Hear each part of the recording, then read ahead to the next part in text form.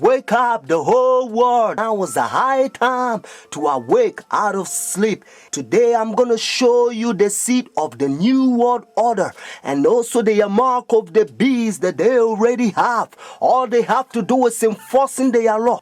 The whole thing is tied with religion. That's why Revelation chapter 13 verse 17 the Bible says no one can buy or sell. Notice. It's a great honor for me. Thank you so much. Friends, I'm going to give you a little history and then I will tell you the power behind the scene, the New World Order. Constantine was the one who united the church and stayed together. Notice, during Dark Ages, pagan Rome, when he marched them to Tiber River, they said they was baptized. So when they came to the church, they was idol statue worshippers. So when they brought their statues in Roman Catholic Church, they start naming them Christian name, Jupiter and all this thing. They call them Peter and Rosary and all this paganism that they brought to Roman Catholic Church. And some of the Christians they don't like, so they protest against. That's why they call them Protestants or Protestant. So they set up their Jesuit order during 1500. The reason they set their Jesuit order is to destroy the Christians that they protest against their paganism.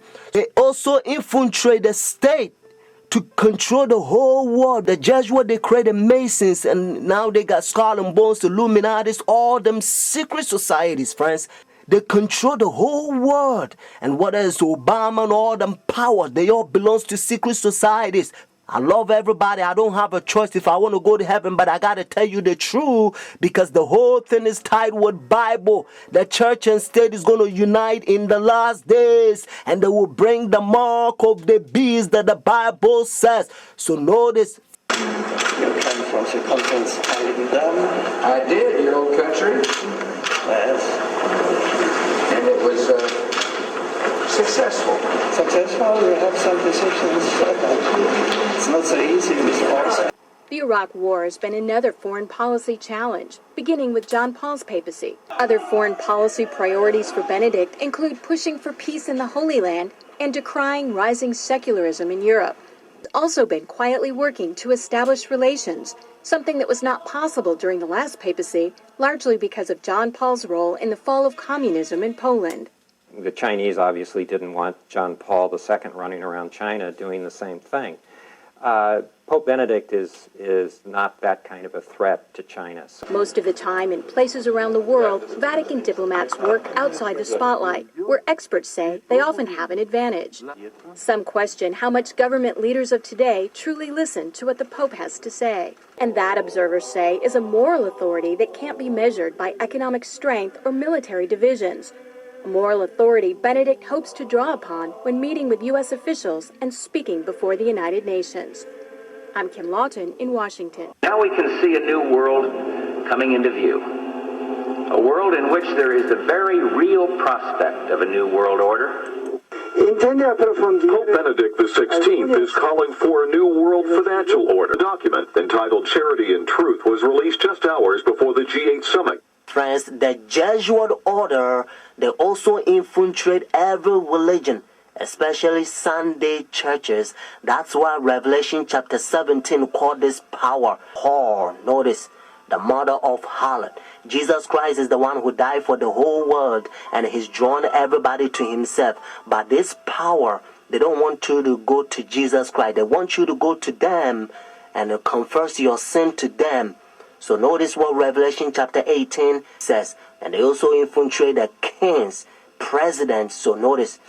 And he cried mightily with a strong voice, saying, Babylon the great is fallen and is fallen, and is become the habitation of devils, and the hole of every foul spirit, and the cage of every unclean and hateful bird.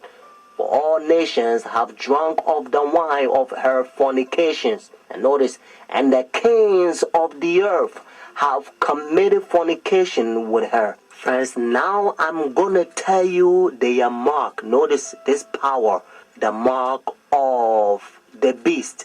Because notice, if the Bible says the mark of the beast, means this power has a mark. The beast is a language that God is using for this power. And they themselves, they says in their own book, the book of Catechism, the old version, notice, they says Sunday worship is their mark of authority. The new version, they don't use the word authority, but at least, thank God, they still admit it. Even the new version of Catechism, they still says they changed the Sabbath from Saturday to Sunday. Friends, the mark of the beast is not worldly speculations that sometimes you hear. Some people says, well, it's computer chip, but unfortunately you don't find in the Bible. And some people says, it's 666. But according to Revelation 13 verse 18, actually 666 help you to find the beast. What I mean is to identify the beast. But the Bible says the mark. The reason why I repeat and I kind of stretch it because I don't want you to miss it. It's a deception. Notice the mark of the beast. It's clear. It means the power, the beast has a mark. Constant to change the Sabbath from Saturday to Sunday. But unfortunately, Sunday churches, they adopt sun worship day for so many years. They don't want to get rid of it. But actually, it's a pagan sun worship day, Sunday worship. Look, even the spellings, you'll find out. Matter of fact, if you look at your calendar, Sunday is always begin as the first day of the week. Unfortunately, they will skip, and some people, they don't know, they will count Monday as the first day of the week, because according to Revelation chapter 12 verse 9, the devil will deceive the whole world. So it's a deception. So a lot of people, the devil, he's in the process blinding the people, including the Christendom. Friends, if you go to church Sunday, notice the first day church, now you don't have the mark of the beast according to Revelation 14 and 13 unless the law is enforced. That's why now you hear different country, they try to forcing the people to not sell or do anything on Sunday because they try to enforce the law. But according to Bible, notice United States is the one who's going to cause the whole world to worship the beast. Their sun worship day means Sunday worship according to Revelation 13. So whenever United States enforce the law, then every country also going to enforce because they control the whole world. Every president on the Roman Catholic Church. Friends, Saturday is always the Sabbath, the seventh day of the week. Notice, and again, it's always Saturday. And that's why the Bible says the seventh day is the Sabbath. Jewish nation, even though I'm not Jewish, they still keep the Sabbath Saturday. And also encyclopedia, you will find it even different language. If you speak Spanish, Sábado means Saturday. You can also find in the Bible, according to Genesis chapter 2, verse 2 to 3, you're going to find out that God created heaven and the earth 6 days, and the seventh day he rested, and that seventh day, it's Saturday.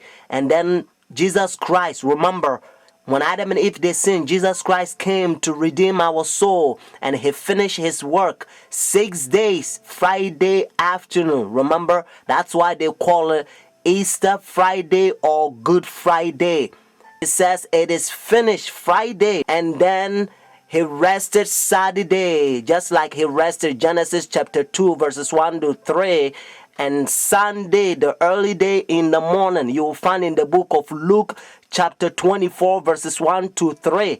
You will also find in Luke chapter 23 verses 50 to 56. The seventh day is always Saturday until Constantine 321. He changed it from Saturday to his own pagan sun creation worship day. The devil behind the scene. You are about to see the power.